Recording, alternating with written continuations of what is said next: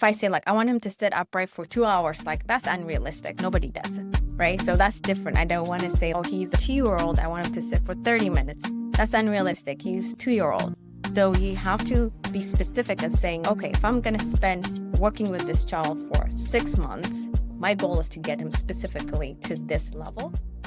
Hello, everyone, and welcome to Reflex Integration Through Play podcast. I'm Kokeb McDonald, your host. In today's episode, I will do a follow-up to a topic that I was talking about last week on treatment planning. These components that I am pulling out as part of our RATP framework and creating goals. So today we're going to talk about functional goals and treatment plan. The benefit of establishing functional outcomes or creating a goal is very important. And you might wonder, why is it important? Why does this matter? Because goals should never exist in a vacuum. For both therapists, families, goals need to connect directly to daily life. They should answer the question, how will this help the child function better at home, in school, or in the community? Here are some action steps to take. Start with your screening findings. In the previous episode, we talked about screening and evaluation. So please go back to that previous episode and listen on. But if you have done so already, then we can follow through here. Identify the top behaviors, skills, or reflex pattern that constantly stood out. These will guide you in writing your goals and help you focus on what to target later on when you're writing the goal. Find your baseline. So ask, what is the child currently able to do in the area you are targeting? For example, how long can they currently sit up? How long can they attend to a motor task? This is your reference point for measuring change. By finding out the baseline right now, baseline meaning how is the child functioning right now? So before you start writing a goal, you want to know where they're at. Then you're going to write a goal saying, okay, right now they are sitting, for instance, 2 minutes and being able to do some kind of functional task or tabletop. That's your baseline. So the goal can be, after talking to the teacher and so on, you're going to find out, okay, we want actually our lecture time, our classroom, let's say 30 minutes. It's 30 minutes. And then the teacher would like to have the children be able to stay on the tabletop activity for about 30 minutes. Then you have a child now you're working with who can only attend for 2 minutes. Now you know what the expectation for the classroom is. And now it doesn't mean that in 3 weeks or 3 months, you're going to get them into sitting 30 minutes. That's going to look different because our goal settings will look different because we have to follow the child's developmental progression, not the classroom's expectation all the time or the chronological expectation. We have to follow the child's developmental progression.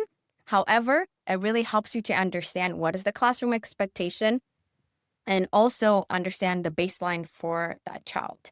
And then you translate that clinical observation into functional outcomes. So you want to connect the skill to real world application. So example can be increase postural endurance and fine motor stamina for classroom handwriting skills, for instance. You can be able to transition, the findings that you have. Now you're talking about, or you're addressing specifically, in order for the child to sit and let's say write, what are the components that we need to address? That can be postural endurance, that can be fine motor skills, and then you can address those specific areas. And then the functional outcomes would be the handwriting. The functional outcome be maybe attending in the session or whatever the goal is going to be. Of course, you want to also involve the team. You ask the caretaker or the parent if you're doing a home program, and then you ask and you connect with the teacher, the classroom teacher, the professionals, what would success look like to them? So like I said, if the teacher's classroom expectation is, let's say, 30 minutes sitting on a tabletop activity, but now you have a baseline for a client who can, right now, as of your assessment and screening before you even do any kind of intervention, can only handle 2 minutes. So we need to eventually write a realistic expectation, a realistic goal, but at least now you understand the focus of that goal. So that you will need to use that insight and ensure that the goal is meaningful across the setting, and make sure that you create a goal that is meaningful to the teacher, because when you do a carryover activity, they most likely will carry over and work on it. So then now we understand the baseline, we understand the teacher's expectation, and then we have our assessment. We have a kind of a good feel of or understanding of our client. We write a SMART goal based on your functional target. For example, within 8 weeks, the child will sit upright for 10 minutes during tabletop tasks with no more than one prompt. So let's break it down. S for specific is you focus on a single clear skill. What is the clear skill that you're working on? It might be for the child to be able to sit on the tabletop. Is that a clear skill that you're trying to work on? Is it handwriting? Is that the skill you're working on? What is specific skill? So in that way, you'll be able to measure it. What you want is a goal that is measurable, trackable, and repeatable. You can even to be able to repeat it even with your treatment plan. So be specific on what you're trying to address, and this will help you to have a clear understanding of what you're working on. So S is for specific. M for measurable includes a quantifiable data. So it will be measurable. So this one is I can measure the weeks. Within 6 weeks, the child will sit upright for 10 minutes. Right now, he can only sit for 2 minutes. Now we're working on, okay, with all the intervention that I'm going to give to help me to have this child sit for 10 minutes. 10 minutes during tabletop activity. And what kind of assistance am I giving them? So is it verbal cue, physical cue, visual cue, what? And then you can add on, depending on what the child would need in order to accomplish that task. You can say no more than one verbal prompt, or it can be given a movement seat, or like sitting on specifically. Sometimes you can even write what they're sitting on. It can be like sit on a therapy ball. He'll be able to stay upright for about 10 minutes. That's our goal. Or during this specific task, he's going to be able to do that. So you are writing a very specific goal in there. And then A is for achievable. And you want it to be very reasonable given the child's current ability. So you don't want to shoot for something that's almost impossible for the child to do. So if the child can only sit for 2 minutes, that's where it's at right now. For me to say the child will sit 30 minutes straight with no help in 6 weeks, it's not reasonable.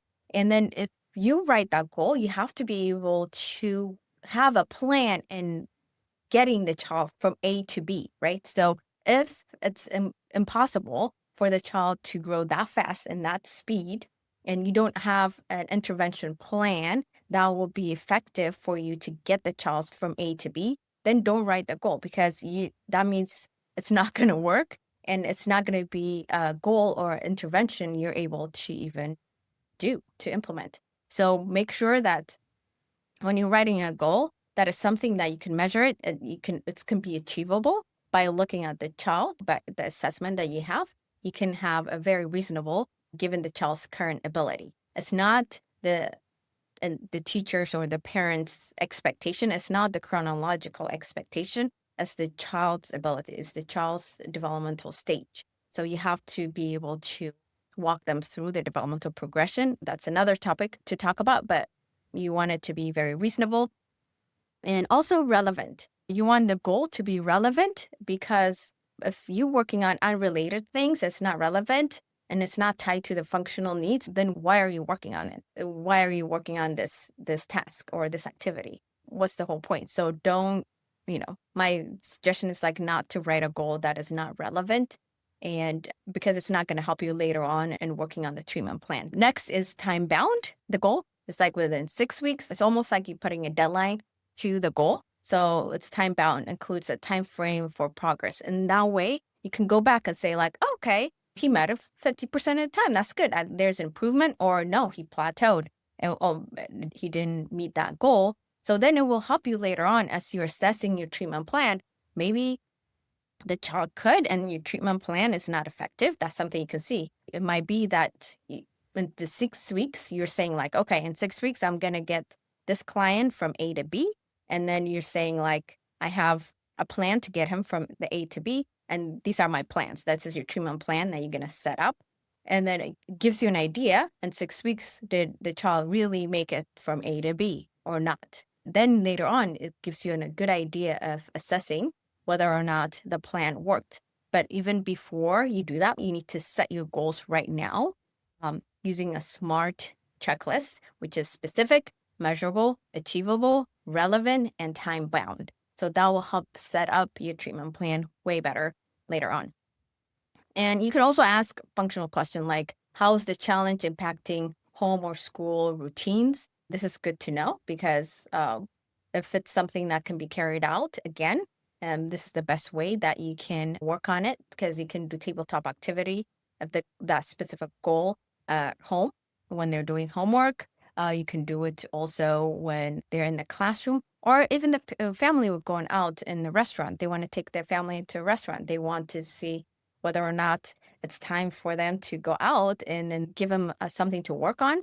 So can they sit in a restaurant and the child can last for about 10 minutes in the restaurant, and then they can have a family dinner.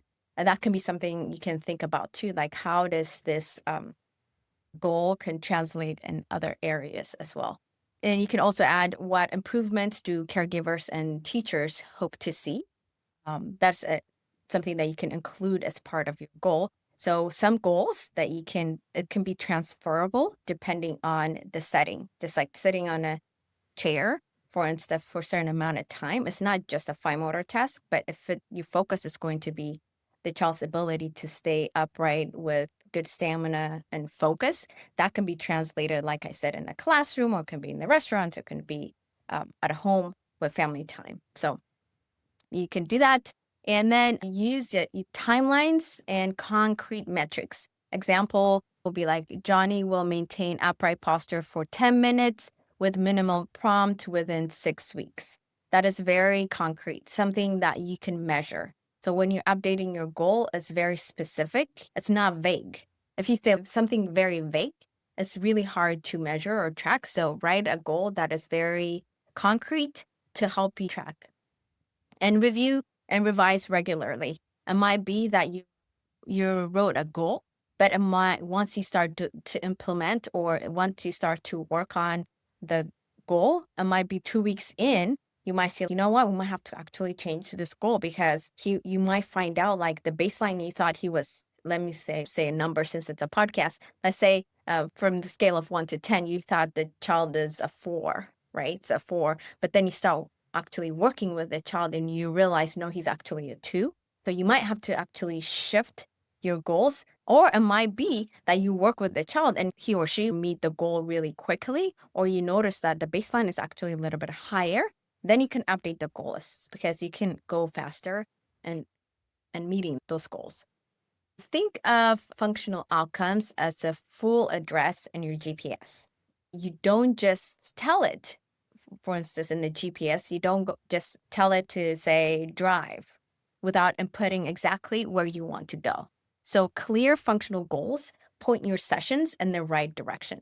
So of course, there's different way to get from A to B, and we want to get the shortest, fastest way and the most effective way. So this is when different therapists differ in your experience, your level of understanding, your clinical skills come to play. But you want to think of it as, I need to have a clear functional goal so I know exactly what I'm working on. But vague goals lead to a very vague progress. So what happens is like you have this vague goal. I see it a lot with working with therapists. If you have a vague goal, you don't know what you're really working. So if you're not really breaking it down, if I say like, I just want the child to sit upright, I'm like, okay, so how do I do that? Like by working on my screening, I need to figure out where is he at right now? How is his upright position right now? What's happening? And I need to have all my assessment and screening there. How long does he sit? If I say like, I want him to sit upright for 2 hours, like that's unrealistic. Nobody does, right? So that's different. I don't want to say, oh, he's a 4-year-old or 2-year-old. I want him to sit for 30 minutes. That's unrealistic. He's 2-year-old. So you have to be specific and saying, okay, if I'm going to spend working with this child for 6 months, my goal is to get him specifically to this level. And then you want to write a goal that is very specific and measurable. And you don't want to write a goal that is vague. And that's why we call these goals, we call SMART goals. And SMART goals provide structure, direction, and measurable results for you. And writing a SMART goal is like using GPS with a turn-by-turn direction. It keeps everyone on the team aligned and on track. It really helps you to know like exactly what you're working on specifically. And it really helps the team and you as well as you are implementing the treatments that you have, specifically working on that. And because if you write a vague goal, each time, each session, you're just going to pick on something, pick an area you're working on the child, but then really not knowing what you're working on. And that actually, unfortunately, happens a lot.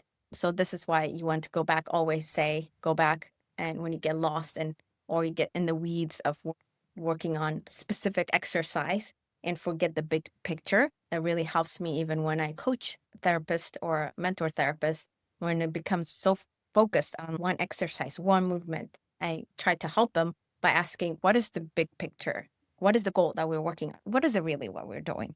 Because those little things that you might focus on in your session might not make any difference or might not be that important if it's not really targeting the specific goal, functional goal that you want a child to work on. When your goals are clear, your plan becomes easier to organize. Intervention becomes more intentional, progress becomes easier to monitor, and collaboration becomes stronger. Instead of random activities, your sessions follow strategic, trackable path. And that's the benefit of a well-written goals. So if you're a pediatric specialist who want more confident, increase your clinical skills in your treatment planning, the RRTP program is here for you. We have on-demand training, live mentorship, and step-by-step tools that you can use and implement in your session in the classroom, and then also train and give out a home and school program with the team that you're working with. If that is interesting to you, if you want to learn with us, feel free to go to our website and learn more. RTP gives you everything that you need to create a clear, measurable, and effective plan, and I would love to hear from you. Until next time, thank you for listening, and I'll talk to you soon.